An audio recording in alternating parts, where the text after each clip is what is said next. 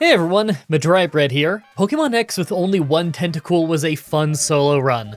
Let's follow that up with a team run. Today's the day that we figure out would I be able to beat Pokemon Emerald with a team of only Steel-type Pokemon. This is going to be a hard one, because there really aren't many Steel types to pick from in this game. The ones that we get are pretty cool though. I don't think they'll be very good against a Water-type Pokemon champion, but hey, that's part of the fun, seeing what parts we get stuck on. Like always, I'm reading the script as I go through with the challenge, so all this part is being written before I've started. Everyone comment down below and guess if I can win or not. I'm confident that I can win the run, and even beat Steven. I just want to see how bad stuff like the Fire Gym is gonna be. Let's explain the rules. In combat, I can only use Steel-type Pokemon. I'll need other Pokemon to use HMs, but I won't be allowed to use any of those Pokemon in battle. No glitches or exploits, no items in battle, only Pokeballs, held items, and items outside of combat are allowed. Also, if you enjoyed this video, be sure to like, subscribe, and ring the bell for more. Let's do this.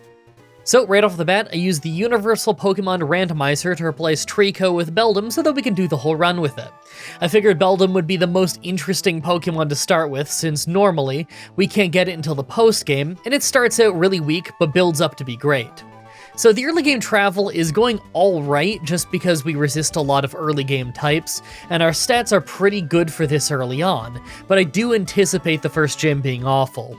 Not only is it always kind of awful, but the gimmick of Beldum doesn't do us any favors. For the uninitiated, Beldum has literally only one move, Takedown, so we take recoil damage on every attack.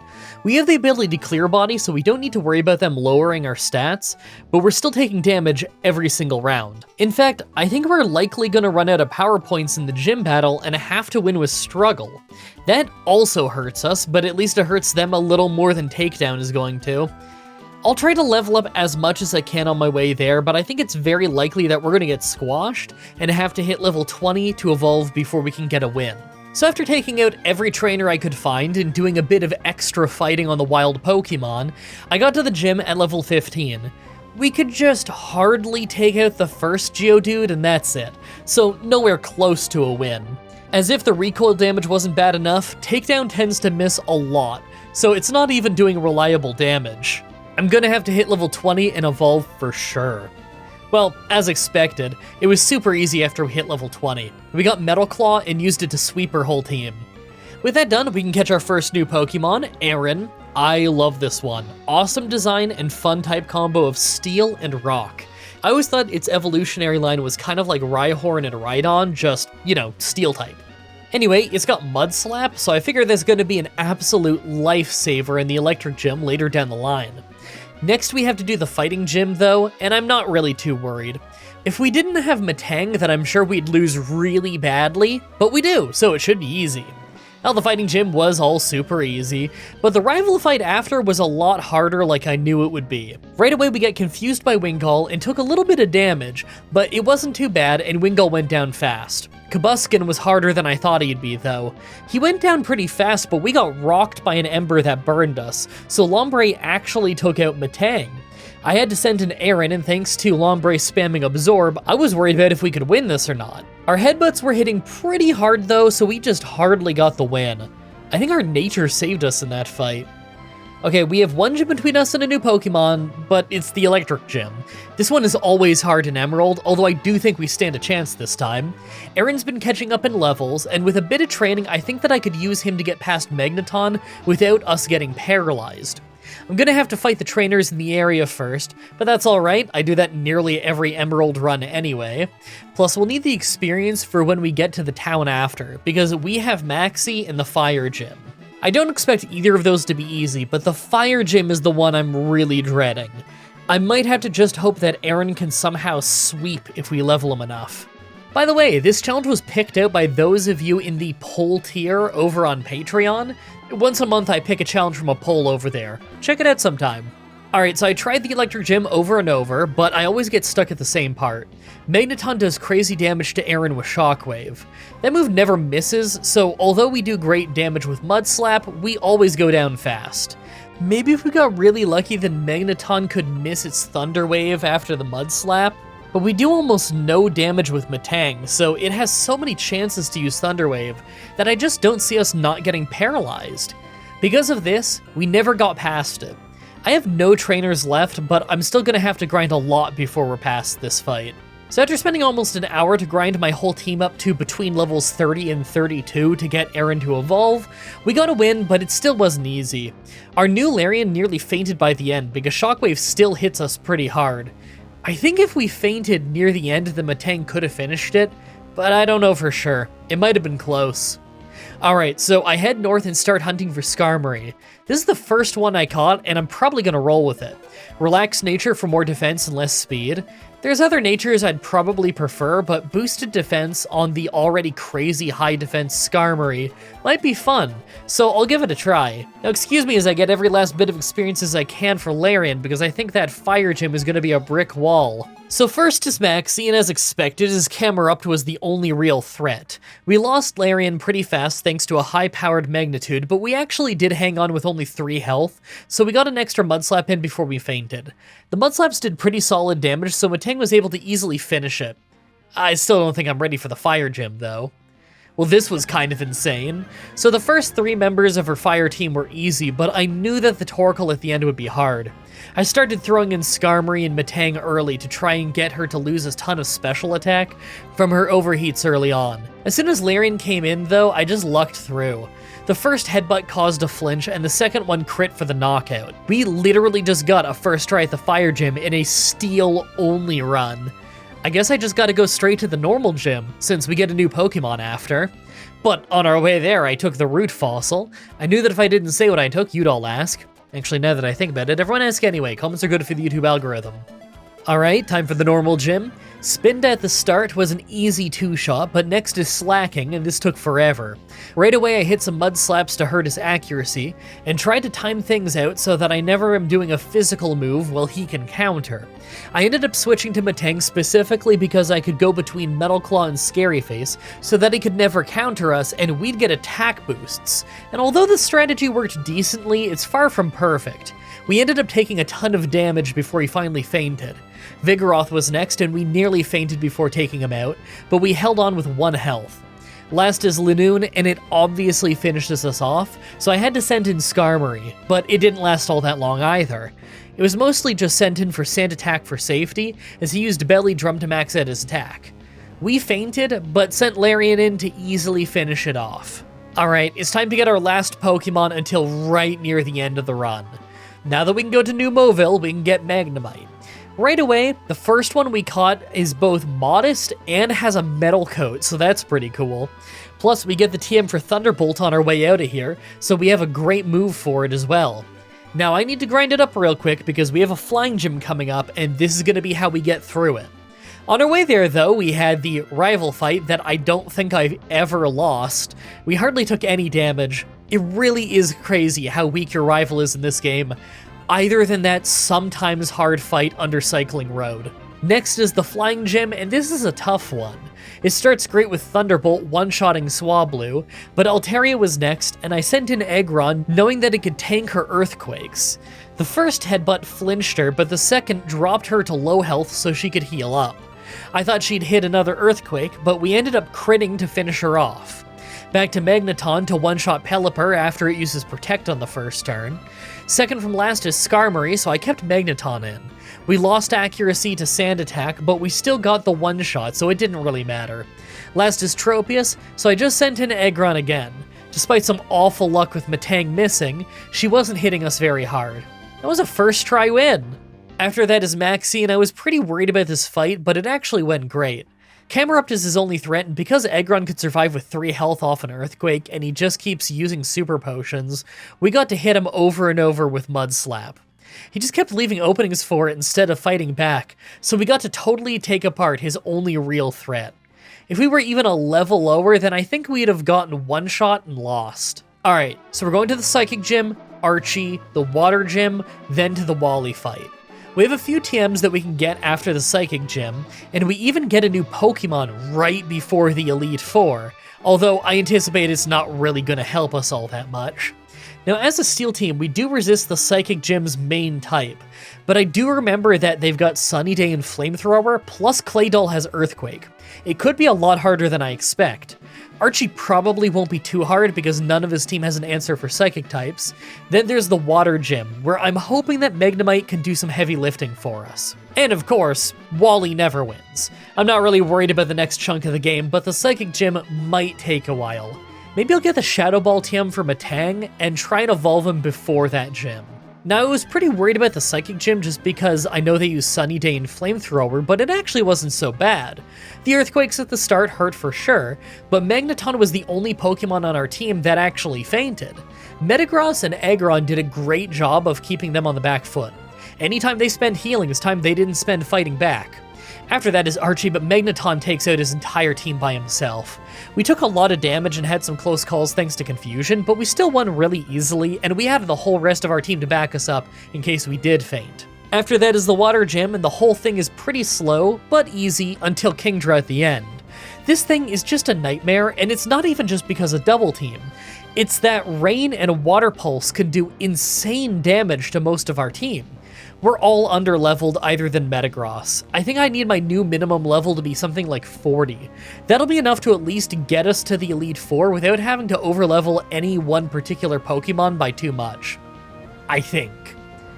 Alright, you need to see these two attempts back to back. On the first one, I got to Kingdra in amazing shape and was able to paralyze it and hit 2 Thunderbolts for massive damage. But because he was left with a sliver, he healed. I then threw absolutely everything I had at him and continued to nearly make him faint as he just kept healing with rest and potions. As his double team slowly built, we became more and more useless, all because he survived with a sliver off a double Thunderbolt. And then the very next try, I do the same thing and he faints to 2 Thunderbolts and hands us a quick and easy win. Pokemon is just random like that sometimes. And of course, Wally was so easy that we nearly took no damage on his entire team. Some of his team was a higher level than us, but didn't matter on account of Wally being a terrible trainer. Hey, it's time for our last Pokemon, Mawile. Now, I did a solo run in Emerald with this a few years ago, and I remember it being pretty rough. Mawile is awful in this game, with pretty low stats and a very limited moveset. My best bet is to just have it relearn Fake Tears, since the Wild one doesn't have that, then slap some TMs on it like Ice Beam and Flamethrower just so that we have more type coverage on the team. Now that we're at the Elite Four, let's take a look at our team. Well, other than some of them being a weirdly low level, I'm actually not too worried. Our type coverage is absolutely incredible, and the Elite Four doesn't have many good fire moves. I know that I'm going to have to level up before I can win this, but I don't think it's going to take too long. Make your final guesses on if we can win this or not. Let's do this.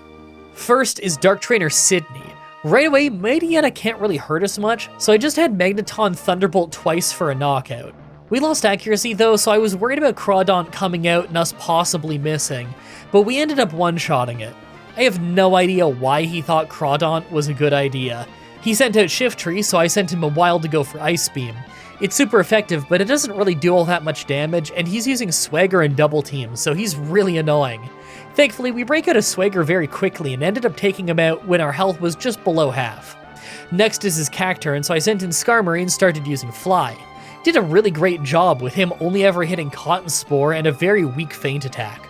Last is Absol, so I sent in Aggron to brute force it with Earthquake, as he was doing almost no damage to us. That could have gone worse if you used stuff like Double Team on Shiftry more, but it actually went pretty well. Second is Ghost Trainer Phoebe. Because we resist ghost types, this was pretty simple, although I had to switch back and forth between a few Pokemon about 1,000,000 times thanks to all their tricks. Switching to get around stuff like Confusion and Grudge was pretty important. Really though, Magneton could bulldoze through most of them, and Metagross is tanky enough that Ghost being neutral against it isn't really that big of a deal. It was an easy first try, I just had to play carefully. Third is Ice Trainer Glacia. First is Accelio that we obviously one-shot, and second is the real threat, Walrein. I had Metagross use Brick Break, and thanks to a King's Rock that we were holding, we actually got a flinch. We were less lucky next turn when we didn't get the knockout, and we were hit by a Sheer Cold, one-shotting us. Magneton was able to finish it off thanks to being immune to Sheer Cold, but it really sucks to get hit by it so early on the fight on such an important Pokemon. For Glalie, I sent an Aggron to use Earthquake, but it really didn't do much, so I tried Metal Claw instead. It almost got the knockout, so I guess I should have used Iron Tail instead. I was just worried about missing. In the end, it healed, and we had to hit more Metal Claws for the knockout. We just hardly survived with a Sliver. The second Celio was not a one-shot with Thunderbolt, but all it did was use Hail, then heal, so it still fainted fast. For the final Glalie, I just sent in Magneton and crit a Thunderbolt. It didn't get the knockout though, and we ended up getting frozen off an Ice Beam, so we fainted. And we sent in Skarmory, who also got frozen! That's 2 freezes in a row, that's insane! Mawile is next, and Ice Beam did a ton of damage to us, but we finally hit Flamethrower for the knockout. I just can't believe Ice Beam froze us twice in a row. That was awful. Why do we never get that luck? I use Ice Beam all the time. You know when I would get that luck of double freezing in a row? Some totally inconsequential trainer while I'm traveling. I never have that happen in the gyms. Fourth is Dragon Trainer Drake. Well, the Shogun at the start was obviously easy, but the Flygon right after swept most of our team. We hardly got past it and didn't stand a chance against Salamence. They've got a few good fire moves, and our best answer for dragons is a Mawile who's almost 15 levels lower than them. I think it's time that I raise the minimum level of the team up quite a bit. We need to get Mawile to a high enough level where it can actually reasonably help us with the fight. I'll get to level 50, that's still lower than Drake's team. So I gave the fight a few tries at 50, and sometimes we actually do worse. It's crazy how much they outmatch us. Even at level 50, our Mawile is still a one-shot most of the time. On this try, it survived and was able to finish off Flygon, but is still slower than both it and Salamence, so it usually goes down fast. I just have to keep leveling until we're faster or somehow get tanky enough that we can just brute force them. Wow, even with the whole team at level 55, we lose. We just hardly got to Kingdra this time, but there was no way we were gonna win. Mawile is so close to one-shotting Flygon, and that would make a really big difference. Alright, so I got the team up to level 60 and kept trying. We can one-shot Flygon with Ice Beam now, but because Mawile is still slower than both Flygon and Salamence, it always goes down fast. Thankfully, Metagross can tank quite a few hits now, and his Meteor Mash powered up its attack, so we ended up just brute forcing our way through the rest of the fight with that. Finally, the Pokemon champion Wallace. Right away, Wailord is just a one-shot with Thunderbolt, and second is Water Onix, but I actually switched to Metagross. Yes, we take a lot of damage, but Magneton was just gonna get one-shot by Earthquake. We ended up fainting, but Skarmory was able to finish it off and not take a single hit, because he was only using Dragon Dance while we were on the ground, and only using Surf while we were in the air. We timed it out perfectly. Back to Magneton to take out Tentacool, although we got outsped and lost half of our health to a Hydro Pump first. Next is Whiscash, so I sent an Aggron to start hitting Earthquake, but we nearly got one shot. We took him to low health, we fainted to Surf, and then one by one I sent in all my Pokemon just to get easily taken out. I think if I just got about 5 more levels on the team, then we could probably one-shot Water Onix with Thunderbolt, and that would mean that we have Metagross for the rest of the fight. Alright, 5 levels later, Wailord, still a one-shot, but the massive change is we're now faster and thus can one-shot Water Onix. That helps a ton. I think we stand a chance now. Whiscash is next, so this time I just Sand Attack it 6 times right away, knowing that it doesn't really have much to hit Skarmory with. Once it was blind, I switched to Metagross and spammed Meteor Mash hoping for attack boosts. Despite using about 7, thanks to how much he was healing, we never got the boost. We even got the King's Rock flinch to kick in, but no boost. Next is Tentacruel, who hits a pretty big Hydro Pump on Magneton, but was still just a one-shot with Thunderbolt. And next is Ludicolo. I wasn't really sure what to do, so I used Thunder Wave. It ended up fully paralyzing him, then we crit Thunderbolt for a one-shot. That was lucky. Last is Melodic, and I didn't want to get hit by Mirror Coat, so I kept using Brick Break. Quickly, we got stuck in a loop of Recover and Brick Break, and we were stuck in that loop for ages. But thankfully, he was healing slightly more than we were dealing damage, so eventually, he just switched to Surf and we got our knockout. With that victory, we get into the Hall of Fame and win the run, but you know it's not over yet. Gen 3 has a post-game fight with Steven Stone. This should be a fun one, 2 steel trainers fighting. We actually have a lot of the same Pokemon. I figure that I should be able to win, but likely not until we level up quite a bit more. Still, we're pretty high level, so I'll just go get the leftovers and go straight to the Steven fight and see what happens. First is Skarmory, who uses spikes, so we'll take damage when switching, but even at 11 levels lower than them, we score a one-shot with Thunderbolt. Aggron is next, so I had our Metagross one-shot with a critical Brick Break. Awesome start. Next is Claydol, and it only has one move that can hit flying types, Ancient Power. Well, I got him to run out of Ancient Powers pretty fast since we're so tanky, so I could chip away at him as slowly as I wanted. The only annoying part is that he spams a Reflect and Light screen, so commonly it carries over into the rest of the fight. There isn't much I can do to time it out any better.